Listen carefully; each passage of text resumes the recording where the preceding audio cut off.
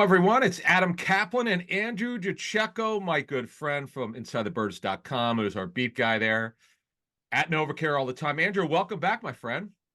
Adam, it's always good to be with you. A lot to dive into. This doesn't seem to have the same juice going into this week. I don't know if you feel the same way.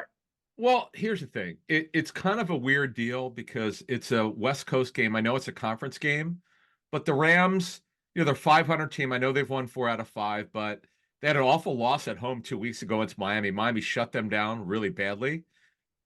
And you never know with the Rams. We'll get into their injury situation, which is really interesting on their offensive line. And we're going to update the Eagles stuff. I know you've got a really good note on Milton Williams, and we want to hear about your week at NovaCare, which is always interesting, and Will Shipley and all sorts of stuff going on with this team. But since we haven't talked in a while, you and I put out the same record, 11-6.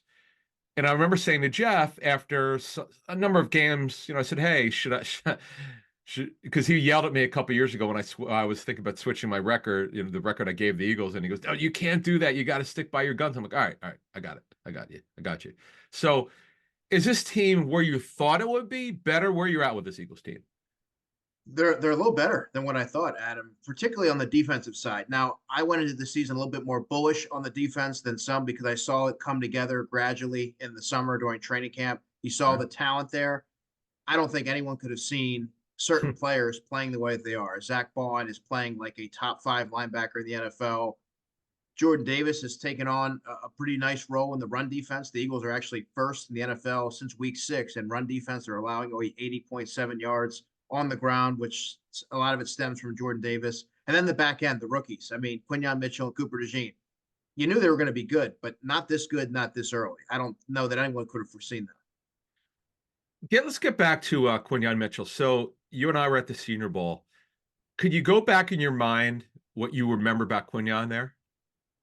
Competitive, very tough, and for a corner that plays on an island all the time, he was very self-confident, and you saw it really exude. He exuded confidence. He doesn't talk a lot to us, but he on the field he definitely chirps a little bit. But remarkably, Adam, he is somebody who lives play to play. He doesn't let whatever happens the play before, whether it's an interception, a pass breakup, or he gets beat on the play, it doesn't carry over. He has a short memory, which for a young player, I think that is extremely remarkable for him to be able to do that.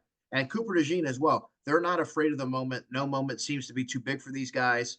And they're going to be tested this week. There's no doubt about it. Another guy, Andrew, and we'll start with the defense here. I know it's been a rough go mostly for Nolan Smith, but we've talked about this in recent weeks with Greg Cosell, and Greg just goes by what he sees on tape. Almost every game now, Nolan Smith gives you a couple players you go, "Wow, that's what they're looking for." What are your thoughts on Nolan Smith right now as a guy that they really need, quite frankly, because they got some injuries on the edge? Yeah, obviously the big spotlight's on him to take on a elevated role here. But physicality is something that has really jumped out to me when I look at Nolan Smith. His hand usage is far more advanced than it was last season. He's Yep. playing with confidence, and he's giving you something against the run. Listening to Vic Fangio this week, he said physicality and effectiveness against the run are something that he noted from Nolan Smith, who is not the biggest player playing that position. And Mhm. obviously, with Bryce Huff out, a lot's going to be required of Nolan Smith, who is second on the Eagles in sacks, tied with Jalen Carter with 3.5. So we've talked about Nolan Smith really since he was drafted. That if it doesn't happen this year for him, and maybe they might look at him as an inside backer because he's got very limited experience in practice. Since the Eagles drafted him at that position, he was drafted to be an edge rusher. You're not drafting him in the first round to be an inside backer. But you mentioned Zach Bond. Zach Bond has come out of nowhere to play a position he's never played before, inside backer. As you just mentioned, not top 5. Hell, I would say he's top 3, top 2. He's He's playing incredible football right now. give us your bird's eye view of what you've seen from him. A really smart player, and I think it's really interesting that when Howie Roseman looked at Zach Bond, he viewed him as a backup outside linebacker and key special teamer. Vic looked at him in his limited experience, saw his movement patterns, and said that's an inside linebacker. But for Zach Bond to take to the position as quick as he has, Adam, I mean, talking to him, he highly intelligent player. and he prides himself on communication. Him and Nakobe Dean, he called Nakobe probably his best friend on the team. Mm. Nakobe's more of the vocal player. Nakobe wears the green dot. He's more of the someone who's gonna be a little bit more, chatty on the field, conveying the different plays and what have you. But Zach is somebody who leads more by example. And I think with him, what really sticks out is his football acumen and his athleticism and length.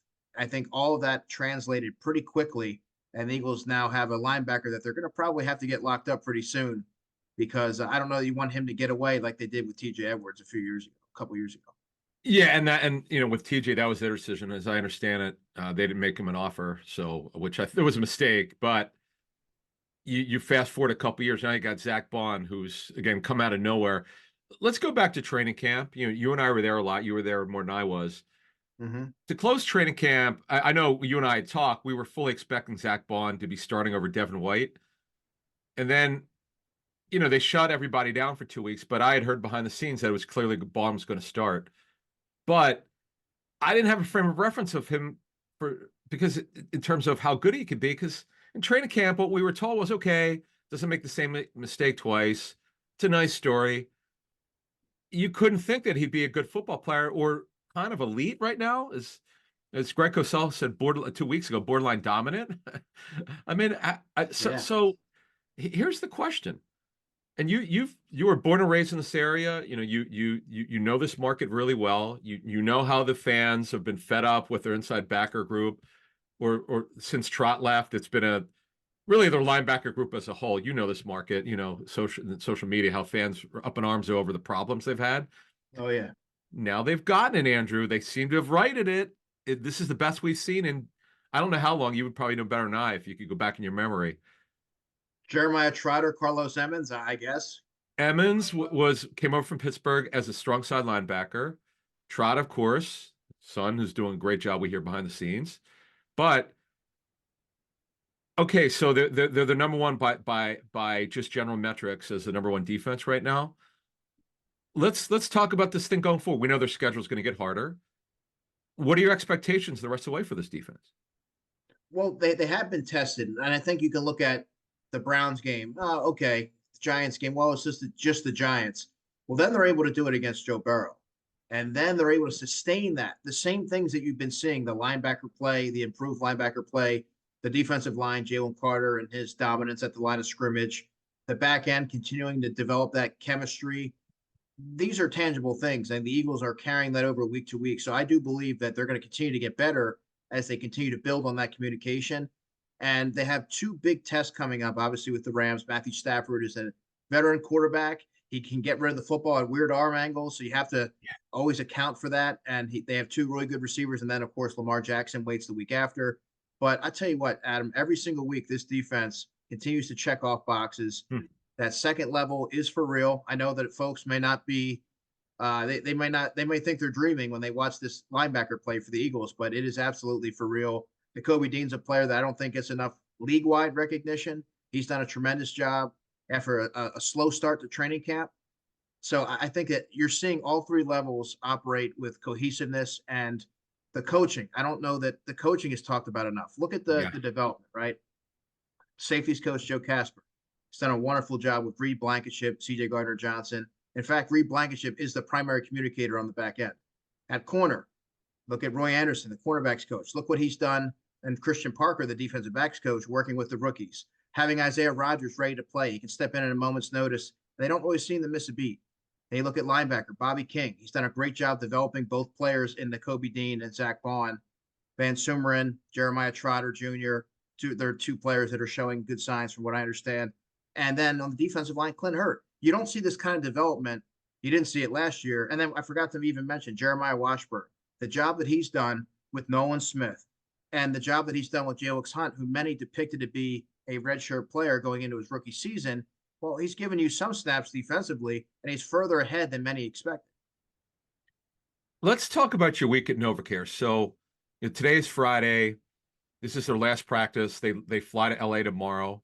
This is, by the way, will be their last flight until the playoffs, assuming they'll be on the road. We'll see. So let's do this. We talked about this the last time you were with us, because last year was an absolute disaster. You'd mentioned it was so bizarre. A team that was 10-1 and the vibe was not good. All Yeah. right, they're 8-2. What's the vibe like? There is a palpable sense of this unit is close knit. There's a lot of connection going on. So if you're walking in, you're seeing the receivers aligned and their lockers are lined up and they're chatting not only about football, but they're joking around. They're having fun. They genuinely seem to like to be around each other. You go further down that line, you see the linebackers. I see N'Kobe Dean and Zach Bond. They're always close. They're always talking. You see that not only that, they're talking to the younger players at Trotter Jr. and they're talking to Van Sumeren. Oren Burks is another veteran who's there, and he's imparting wisdom as well. The offensive linemen are always getting into some debate, Fred Johnson, and they're having, fun banter. You didn't see this last year. I always go back to the game on Christmas Day when I walked into the locker room. We all did against the Giants. They won the game, but you wouldn't be able to think that but you wouldn't know that by walking in. You could hear a pin drop, and it just didn't seem like it was very tense. That's the word that I would use to kind of illustrate that throughout the season. Right now, I mean, there's a belief, and that all stems from head coach Nick Sirianni. And moreover, there's a lot of leadership going on. There's a lot of players taking charge, and you're seeing a lot more of the position groups really hanging with each other, and they genuinely seem to like playing for one another. Off of what you were just talking about in this first couple minutes, plus what you just said now, the defense has been obviously the story for this football team. It's really in terms of a unit. Vic Fangio is a guy that I know a lot of fans are like, oh, this guy's never had a number one defense despite all the hype. Well, he's got a number one defense now. They're really look, we could call it whatever you want. I think it's overachieving, but it's been an unbelievable story. They're fun to watch. They execute like crazy. What are your thoughts on Vic Fangio? And could you tell how the veterans feel? Because we know in Miami, there was a clash between Vic and the veteran Dolphin defenders. So what are your thoughts on Vic going forward here? Well, in order for Vic to be able to run his system effectively, there has to be a collective buy-in, and players have to be able to deal with criticism and they have to be able to deal with tough coaching. And the way this Eagles team is wired, they absolutely can. And you're seeing that. There's a stark contrast from this group of defenders versus the ones in Miami who didn't seem to really take Vic's old school mentality and tough coaching. Look, Vic has a system. He's not really going to move off of that. He knows what works. He knows what personnel he's looking for. And he can identify certain players that he wants to fulfill those roles, and there is a collective buy-in, and you're seeing it on the field. Last season, you didn't see a lot of communication. You're seeing that at all three levels, and I think that's obviously a testament to Vic and his ability to coach and teach, but also his position coaches who we just mentioned. I think it's been a nice blend of the coaching and the players really buying into what they're being taught. So one thing before we move on here, when you look at the offense, let's touch on the offense briefly here. So we know Barkley's having an MVP type year. I mean, he's just been what an unbelievable story. It's been great. Being around Kellen Moore, I know he doesn't say a whole lot, and he's kind of generic in press conferences, but that's not a great way to evaluate anyone. But anyway, what are your thoughts on Kellen Moore here? They're off. Look, the running game designed by Stoutland's phenomenal. The play calling for that is obviously very good by Kellen Moore. The passing game's been a little bit disappointing here. What are your thoughts on Kellen Moore? Well, it was a little bit of a slow start, Adam. I thought that it was a little turbulent early on as Kellen was finding his footing, learning Jalen and Jalen learning Kellen. Yeah. But I will say that Kellen Moore has been instrumental in sort of vaulting Jalen Hurts to playing his best football of his career. I mean, they've adopted a different identity. They're a run first team. Yeah. And I think if you look at this offense objectively, you would have to say that teams are eventually going to look to sell out to stop Saquon Barkley. And they're going to say, okay, well, let's see how you do when you have to take to the air. Can you manufacture offense consistently? Because it has been clunky, the passing game, for a multitude of reasons. But I think by and large, Kellen Moore has done a really good job with the personnel, finding ways to accentuate what each player does well. And I think that he's going to be a head coaching candidate coming into the offseason based on obviously Philadelphia's a large market, but what he's been able to do with that offense. And I still don't think they played their best football. I think that's still yet to come. So a couple players I want to ask you about because I know you've had information on them. So we had a couple questions through our YouTube channel. What's going on with Van Suren and the fullback role? You get any vibe or any sense?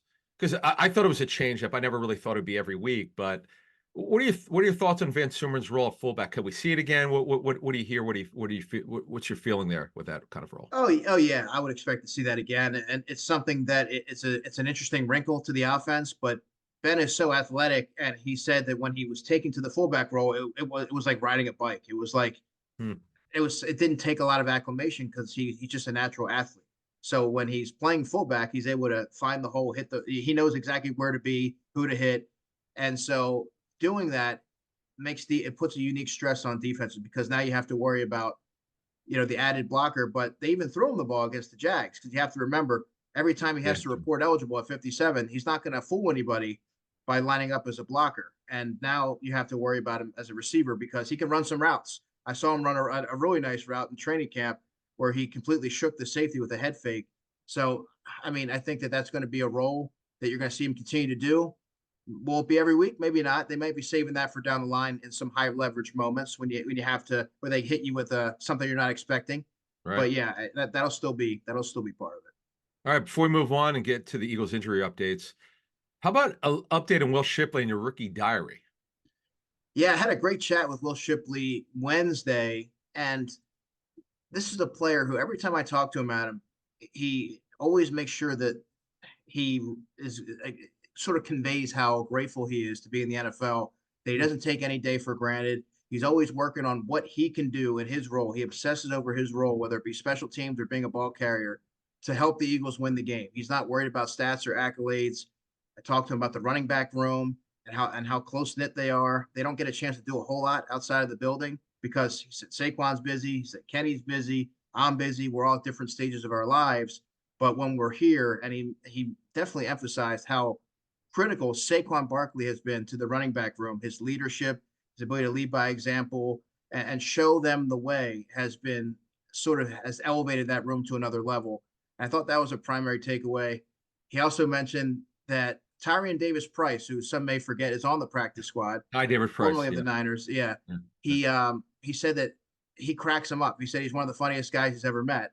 I said, well, what do you find humorous about him? He Yeah. goes, just his sarcasm, his way. He goes, there's times where I'd be walking into the building at 7:30 in the morning, and he'd tell me Nick Sirianni wants to see you see you in his office. He goes, and he got me the first couple times, and eventually I caught on to it.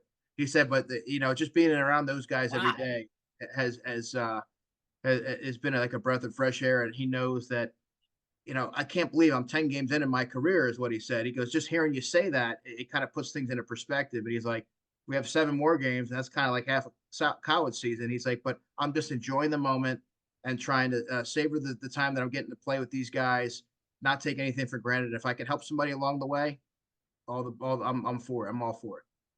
Now, we did see him return a kick for 33 yards last week. So did he discuss his kick return role at all with you? Yeah, he did. He said, I said, it looked like you were seeking contact, like, because whenever he handles the football, it looks like he's trying to, like he's intent on doing something with it. He goes, I wasn't so much seeking contact as much as I was looking for the end zone. But No. and I think that's a great way to look at it. And he said, look, if I can get the offense 3 or 4 yards closer, I've done my job. And I think that's how he kind of views his role. He's actually taken on a leadership role on special teams along with Van Sumeren. And that's something he said, I haven't tackled anybody since high school. So for him to Mm. lead the unit in tackles, I believe he has 5. I think that speaks to his athletic ability and just his Wow. commitment to his role. Yeah, he is an explosive guy. We know Gainwell's had a nice season, and tell you what, they're really set up for the future with 2 young backs. Obviously, with Barkley, the running back position's pretty fortified here. It's a really good group led by Barkley's incredible season. So good stuff, man. Really appreciate those updates. So before we move on and get the Eagles injury updates, we do want to mention our injury updates are sponsored by our friends at Stretch Zone. Get your 30-minute stretch. All you got to do is go to stretchzone.com. Fill out the information. Takes less than a minute. Be like me. My 3rd anniversary, Andrew, of being a client of Stretch Zone is next month. Here are their locations: Chester County or Main Line, Haverford near Suburban Square. Been there many times. See my guy Jared. He spells it. It looks like Gerard, but he calls himself Jared, so we'll go by that. Devon near the Whole Foods. Been to that Devon one many times. See my man Corey. By the way, the manager Corey there is a phenomenal golfer. Talk about his golf game. Exton. I've been stretched by everybody there. They're phenomenal.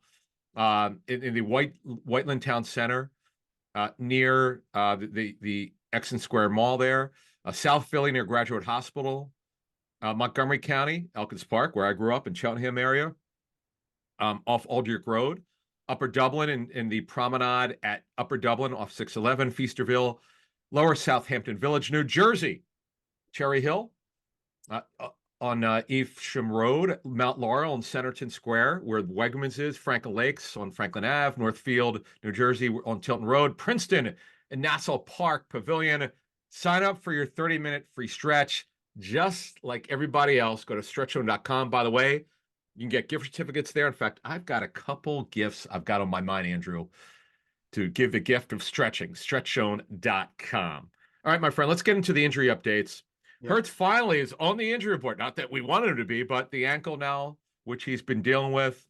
But, look, by the way, the rule is if a guy doesn't miss any practice time, you don't have to put him on the injury report. But he had a light day on Wednesday, light day on Thursday, but he's going to start. But the big one, Andrew, is Devonta Smith. What are your thoughts on this? He did not work on Thursday. Yeah, obviously it's something that it bears watching, Adam, because anytime you've had a little bit longer of a layoff since the last game, and you're still not practicing, that's something that's a little troubling. But if there's anyone who's going to fight through it, who I fully expect to try and give it a go, it's Devonta Smith. He's as tough as nails. He's taken some really big hits in his career. He's battled through a multitude of things over the years here, and I think I would imagine he's going to be deemed with the questionable tag, and we'll have to see how that shakes out for Sunday. But I have to think, knowing Devonta, seeing him over the years, he's probably going to do everything he can to play. Yeah, my concern, Andrew, is his third week dealing with this injury, and he's a skilled position player with a hamstring injury. These things linger. Now, I don't think the reason why his production is down is because he's hurt. I just believe it's just the way that the offense, the passing game is gone. So this is something to watch, though. And Jahan Dotson obviously would start if he can't play. Now, Britton Covey, a guy I know you've covered very closely. Mm-hmm. He's good to go. I mean, he seems fine. I know conditioning. He's been out for a couple months here, so with that broken shoulder blade. Now, you told us he didn't have surgery; they let it heal. Yeah, he's taken a lot of reps this week. So, what are your thoughts on him going forward here? Yeah, he was a couple weeks ago. He was working on a side field, and I saw him moving around Wednesday at practice. He looked great. He was fielding punts on Thursday, as normal, along with Cooper DeJean. I have to think that obviously with the Eagles, we'll have to see what they do with Bryce Huff. But I have to think that Britton Covey would be the logical replacement should Bryce Huff go on IR. And I do believe that Britton's ready to go. It looks to be that way. Obviously, they open up his 21-day window for a reason. And yeah, I do believe that if the Eagles have their way, they're going to want to get Britton back there to return punts and alleviate any potential try to keep Cooper DeJean out of harm's way, eliminate any potential damage from some of those vicious hits that happen oftentimes on punt return. In fact, you're talking about one of the best punt returners in the NFL. And plus, he did a good job as a slot receiver. It's been so long, Andrew. He had a great training camp. He was one of the best stories of training camp. And as a slot receiver, he can do that. They could use that. And we know that Kellen Moore has loved slot receivers over the years. So let's see what happens. I totally agree. Get Cooper DeJean if they can off punt returns. I know he's been great, but you want to preserve the guy. I know Vic Fangio doesn't want him out there. Jalen Hurts really trusts Britton Covey, and I think that was really? Okay. like he does, and I think that was even evident when it's illustrated when you watch how many targets he got in that Falcons game. He went right to him. I think he had 6 or 7 targets. But yeah, that's a player that Jalen Hurts has a lot of confidence in, and obviously that goes a long way. You see the Grant Calcaterra and different players like that. As once you start to build that trust, Jalen's going to continue to look your way. All right, let's go to defense. Milton Williams with a foot injury, and then we had a foot injury earlier this season. What do you know about this one? Well, it's nothing major. It shouldn't keep him out for Sunday. My understanding is that it was a heel-related injury. His heel was bothering him, but it's okay. It's good, and it wasn't deemed to be anything problematic. He was a full participant Thursday, and I imagine that that's going to be something that you can move forward and kind of exhale a little bit because they need Milton Williams. He gives them positional versatility on the line. They're a little shorthanded there right now, and Milton has quietly had a really good season, in my opinion. Yeah, he's a great story. There's no question about it. All right, edge group. Bryce Huff, we know, has had wrist surgery on Thursday. He's going to be out a while. Now, the one that popped up, and it's disappointing because Jalen Hunt, you and I have talked about this guy. He's a little bit further ahead in his development than they probably anticipated when they drafted him. He has this ankle injury. I know he worked Thursday. So let's talk about this. Let's just assume that he'll be good to go. He gets Mhm. cleared. What kind of role could he have here going forward with this edge group? Well, oddly enough, he had 25 snaps against the Cowboys and then 0 against the Commanders. Jalen is further ahead in his development than anyone could have expected. I think that's a credit to Jalen, but also the coaches behind the scene. Brandon Graham's been instrumental in helping him along. He's athletic, he's long, he's twitchy. He's got to continue to add some strength to his frame there. And he didn't really do a ton of rushing the passer against the Cowboys. We'll have to see how he's able to do because right now he has to play. In his situation, ideally for the Eagles, you would like to get him gradually implemented, have him be a complementary piece where you're playing maybe 10, 12 snaps a game. Now he's going to have to take on a larger snap share and he's going to have to learn on the job a little bit. But as I always tell folks, whenever young players are thrust in to the lineup or thrown into the fire, be patient. Just let him grow and learn on the job. The only way to get experience is by getting experience. He's going to have to work through some challenges here, but I think that the Eagles are really pleased. At least I have a sense that they're really pleased with what he's done behind the scenes. So here's a question for you. So, you just talked about Hunt getting in the rotation again after what happened last week. It was very bizarre how he played so much the week before. Even early in the game, by the way, when the Dallas game was not out of hand, and then he only played specials last week, I thought was odd. But now with Huff out, he's going to be in the rotation. And here's my concern going forward. We know BG's 36 years old. Like that. He's been a great story. He's an amazing Played guy. 46. He played 46% of the defensive snaps this season. That's a lot. It's a lot and that's why I brought it up. And then you've got Sweaty who played too many snaps last year. I know Josh is playing really well. Are you concerned with the lightness of the depth at edge? I mean, I think you have to be. And I know a lot of folks may dismiss Bryce Huff and sort of minimize his effectiveness or his absence. But for a unit that's razor thin, Adam, and you just mentioned Josh Sweat played 828 snaps last season. You saw him sort of run out of gas late in the season down the stretch. Brandon Graham he's played really well through 10 games, but playing 46% of the snaps, is that really sometimes you can stretch a player too thin and that minimizes their effectiveness long term.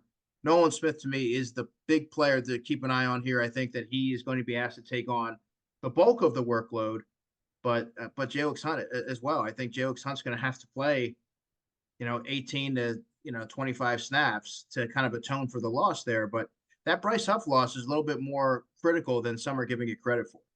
Yeah, it's not about his production, but it's snaps lost, and that's a problem. And I'm excited to see Jalen Hunt. I got to be honest with you. This is a guy we saw at the Senior Bowl.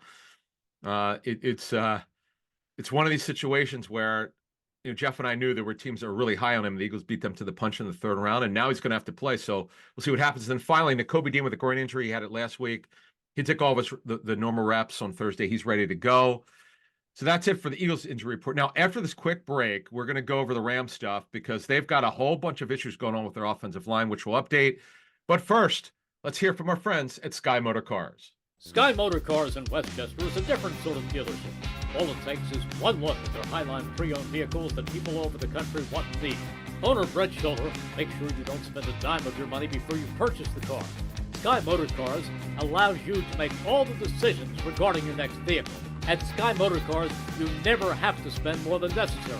Visit SkyMotorCars.com today or call 610-918-7225. All right, Andrew. So our friends at Sky Motor Cars, they're in Westchester off 202. If you're looking for a used car, or they say a pre-owned car in the business, just go to SkyMotorCars.com. If you can't go in, if you're not in the Philly, New Jersey, Delaware area, or New York, I know some people driving from New York, and go where the pros go. I know Vontae Maddox has been a client for years. Brett Schulter and his group have dealt with Sixers players, Eagles, and all of the teams more or less. And just if you're looking for a used car and you don't live in the area, just go to SkyMotorCars.com. You could browse the inventory there. You could also, if you want to sell your car, just go there and you can price it out. My wife and I Going now almost 5 years ago, we sold 2 cars, not one, Andrew, 2 actually through Sky Motor Cars. Nice. And yeah, they did a great, boy, that was a good, and the other thing I love, it was so easy to deal with them.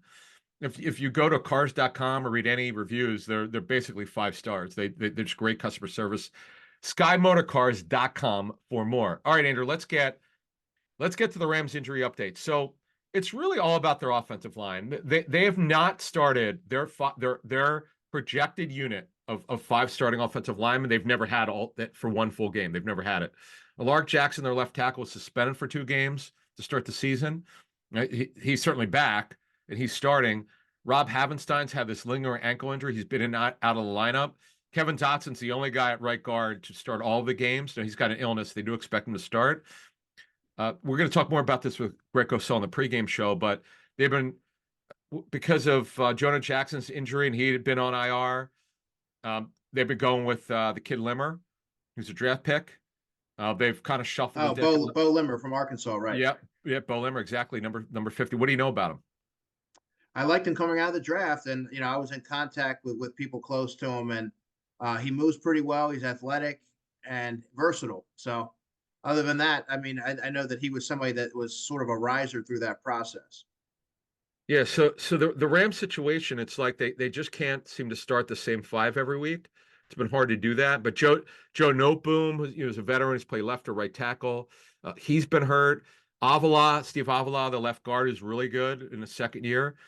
He was on injury reserve as Jonah Jackson was. I liked him a lot. I liked Davila a lot coming out of TCU. Yeah, we Powerful saw player. Senior Bowl, right? Wasn't it Senior Bowl last year?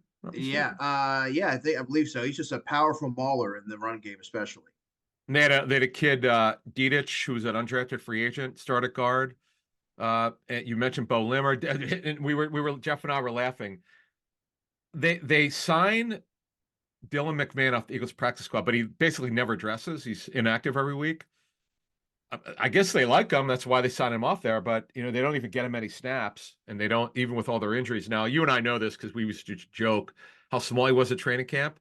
Yeah, he's a guy who's got to build up his upper body. But so let's talk about this before we get out of here. Rams are a pretty healthy receiver. We know that Nakua and Kupp missed time, but they're both back. Their offensive line is getting healthier despite all their issues. Kyren Williams is terrific. Matthew Stafford could tear you up if you don't get pressure. What are your thoughts? Who do you like in this game? Well, I think the X factor in this game, Adam, is going to be Kyren Williams, their running back, who has 750 yards, 8 touchdowns, and another 2 as a receiver, because I do believe the Eagles are going to sell out to stop the pass, knowing that they have Cooper Kupp and Puka Nakua. And that's where I believe that Kyren Williams is going to be able to kind of gain some ground. And that's where the linebackers, at Jordan Davis in particular, are going to be really put to the test. However, I like the Eagles in this matchup. I think it's going to be a pass-heavy game for the Eagles. And really? They're going to answer some questions. I do believe that eventually, and this is going to be the week where the tide starts to turn and teams try to bottle up Saquon Barkley. They try. And that's where the Eagles are going to have to take to the air to manufacture yards. And I think that they're going to prove that they're up for the challenge. Yeah, because Hurts he's got the lowest attempts per game at 26.3 per game. Mm-hmm. But look, we know he's capable. We saw it in 22 where he's brilliant. The Super Bowl was incredible. I don't want to hear about the turnover, folks. Watch the tape. He was phenomenal in that game. I think one of the things, Adam, that is most remarkable to me about Jalen Hurts, if I had to describe him one word, it would be poise, because he can start a game 0 for 5 like he did against the Browns. He can struggle like he did against the Commanders or even early against Dallas. But again, we talk about the short memory. He's able to put that aside and make the necessary throws in critical spots to help the team win. And he's taken now what defenses are giving him rather than subscribe to this hero ball tendencies. So he's evolving. It might not look like it on the stat sheet, but he's very much evolving as a quarterback, in my opinion. Couple things here, but before we move on here. So you mentioned Hurts and kind of why you think they might throw a little bit more. And we'll see about Devonta Smith. Obviously, that's a factor. But Jahan Dotson, I know he doesn't do much as a third receiver. Jalen just doesn't. He's just not been a big thing for him, the third receiver, since he's been starting quarterback. We know that Jahan Dotson had issues. Washington didn't want him on the football team anymore. Jeff and I reported at the time at the trade like they were done with him. The coaching staff was down on him, whatever. But moving here, the guy's talented. Mm-hmm. So he absolutely is. If he had to start this game, how do you think he could do against the Rams? I don't see the game breaking tendencies. I see if he had to start 3 or 4 catches on the outside. Okay. Jalen's building that trust with him. You saw the catch that he had maybe against the Jags, I guess it was, where he made a phenomenal reception down that left sideline. Jalen doesn't throw that ball unless he trusts you. And I think that really illustrated to me what Jahan's maybe doing behind the scenes to earn that trust.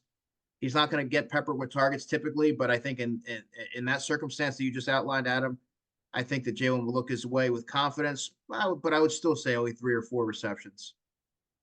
Let me ask you this. Okay. Let me ask you this question. So, Greg and I and Jeff have been talking on our show in recent weeks, so one of our shows that obviously Becton's been a great story, but Tyler Steen, I know Greg is blown away by his tape. With Joe Banner, former Eagles president, came on. Joe's a big tape guy, not just data and analytics. He actually loves tape. He said it's not even a debate. Tyler Steen's got to be the guy next year. Oh yeah. You've watched both players now. Bex has been a good story. What are your thoughts on the situation going forward? Yeah, I either mentioned it to you or Jeff, but I actually thought that Tyler Steen was even more impressive at right guard than Mekhi Becton. I think he moves better. He gets to the second level quicker. I just feel like he is more the epitome of what a Jeff Stoutland lineman is. I talked to Tyler at points this season. He's a confident player. Obviously his start last year was not very promising, but he learned from that, and he's learned a lot from being around Cam Jurgens. He always mentioned how much Cam Jurgens has helped him, and Lane Johnson. And I just think this is a player who's, when he had the opportunity, he's ready to go. He plays with a lot of confidence, and I think the Eagles are going to be set long term with him at right guard. But you're not gonna, he's not gonna be able to crack into the lineup right now with the way that Mekhi Becton's playing. But I think in his opportunities, Steen has been more impressive. Another guy I want to mention, since we haven't touched much on offense, we might as well finish this out with offense. Grant Calcaterra, you and I talked about this the last time we were on. This guy's been like this amazing story. I know the numbers aren't massive. It's not going to be because you've got Smith, Brown, and Goddard. But when given the chance, and you talked about the chemistry, there's clearly something there between Hurts and Calcaterra. It's really good. Mm-hmm. What are your thoughts in here? Grant, this is his third year, so they have to wait till the season's over, but you're eligible after 3 years. What would you think they should extend him after the season? I do. I think that'd be a cost-effective option. It's obviously someone that Jalen has trusted. Adam, when you see a player and they flash in the spring, it's one thing to go from the spring to training camp. And a lot of times that flame burns out in training camp. Well, true. He had a productive training camp as well. He was working the seams. He was even catching short passes and showing his straight ahead, his acceleration and burst after the catch. And then you start to see it happen in the regular season, which hadn't been the case in his career. Sometimes it takes a little bit longer for younger players to get going. And Jalen has a lot of trust in him. I can remember back to the Bengals game, he caught all 3 targets for 58 yards. And he's a player that plays with hustle, covered that fumble that Dallas Goedert committed against the Commanders. Huge. And so Grant's playing with a lot more confidence. And I also think you have to give tight end coach Jason Michael a lot of credit for working with Grant, developing his skill set. He's not a dominating blocker, but he sure is willing to stick his nose in there. And he's actually made great strides as a blocker, in my opinion. Grant Calcaterra is one of the more unsung heroes, along with Kenny Gainwell. You mentioned all these coaches in the show tonight. It's interesting. Comparatively to last season, how much better is this group? It's not even close. It's night and day better. It's night and day better. We just named all the different players. Jeff Stoutland working with Fred Johnson and Tyler Steen, and getting Mekhi Becton, who's a tackle by trade, to be able to play right guard at a high level. I mean, you can go down the list, but there's countless examples of players taking that step forward. Whereas last year, if you think about it, Adam, you would be hard pressed to find or identify one player who made strides. I mean, I might say Jordan Mailata last year, but I mean, compared to all the players we mentioned, I think that they've done a remarkable job. Coaching doesn't get the credit when players do well, but they sure get the criticism when things aren't going. Jeff and I did a show a week ago where we talked about the player development. It's been so rapid. We must have named like 17 or 18 players. We were just like, this has never happened. I've covered this team for 27 years, and I started going back to when Ron Rivera was here, Spags, John Harbaugh. You can go through the list of coaches Andy had. It was a great list. Oh, yeah, absolutely. Sean McDermott. Yeah, you know the names, yeah. A lot of guys became head coaches. Brad Childress, so you can go through the list. Pat Shurmur. But I've not seen it happen this quickly because you just talked about it. Last year was just not good. It was the lack of player development. And I know Nick, we'd reported this at the time when Nick was hired. The big thing that the front office loved, and Jeffrey Lohr and Howie and everyone else who interviewed Nick, is that he put a big focus on player development. So is that something the players ever mentioned that or anything like that when you talk to them? And that's something that I'm going to make a point to bring up because I've written about it. I've talked about that was one of the prominent takeaways for me for 10 games is that player development and coaching matters. You're seeing the Yes. noticeable changes. And to me, I think that that is one of the more under the radar developments this season that is directly attributed to the Eagles' success is the player development. Yeah, it's been an incredible story. Let's not get carried away, but it's been a great story so far. We'll see what happens with this Rams game, and overall, they've got 7 games left, including this one. So it's been a fascinating season. Certainly, as Andrew and I agree, because we had the same record, 11-6. They're clearly ahead of schedule, Yeah. but the schedule's going to get harder. There's no doubt. I thought the Washington game was impressive. The way that the onslaught in the fourth quarter was absurd. I don't know where the hell that came from. It was crazy. I was blown away. But Yeah. what I think you and I can both agree on that performance, the first half of that game, if you're playing the Lions, that's not going to be even close. No, That's I not gonna be was. good enough. The run game was Saquon got fed, but he didn't do much in the first half. He had 90 yards in the second half, and with him, it's so cool because you never know when the eruption from Saquon's coming, the big run. But Eventually it's coming. And I think you have yeah, to give the Eagles credit for staying with the run, where in past years, if it's not going, if they're not getting traction, they're going to air it out 35, 40 times. just like Andy, right? It's funny because the run the ball crowd, that you cannot complain. I don't care if anyone who's from the run the ball crowd complains that Saquon's not getting the ball enough. Let me ask you this question. Yeah, sure. Everybody asks me, I'm going to ask you. I'm interested in what your opinion is on this. Is he getting the ball too much? I don't think so. I think if Nick Sirianni has been asked, and Nick always says, we do what we need to do to win the game. We're not really thinking long term. Now, when the high leverage situations happen, you want your best players to be operating at peak performance. Yep. So I think it would serve the Eagles well to maybe mix in some Kenny Gainwell, mix in some Will Shipley a little bit, get them some touches. If you get some early leads, maybe in the fourth quarter, we're having that conversation. But I think Saquon is almost rejuvenated playing behind that offensive line and doesn't seem to be showing any signs of slowing down. So I think that the sweet spot's probably anywhere from 20 to 24 touches a game. And right now, that's the recipe for success for the Eagles right now, the ground game. All right, Andrew, great job. There you have it. We went over coaches, development, offense, defense, a little bit of special teams. And then the next show, you're going to hear us, Greg Cosell and I will do the pregame show, filling in for Jeff. Jeff's on assignment somewhere. Yeah, Jeff's on assignment. But Jeff will be back with us next week. No, he's fine, by the way. That's not he's totally fine. Yes. Yeah, to trust us, he's totally fine. Boy, we wouldn't mind being where he is right now. But anyway, we're joking. So for Andrew DiCecco, I'm Adam Caplan, and we'll speak to you soon. Be sure to check out our friends at phlsportsnation.com. They're enhancing the fans' experience with their coverage of all Philadelphia sports teams. For the fan, by the fan is their motto. So make sure you check them out at phlsportsnation.com and on Twitter at phlsportsnation.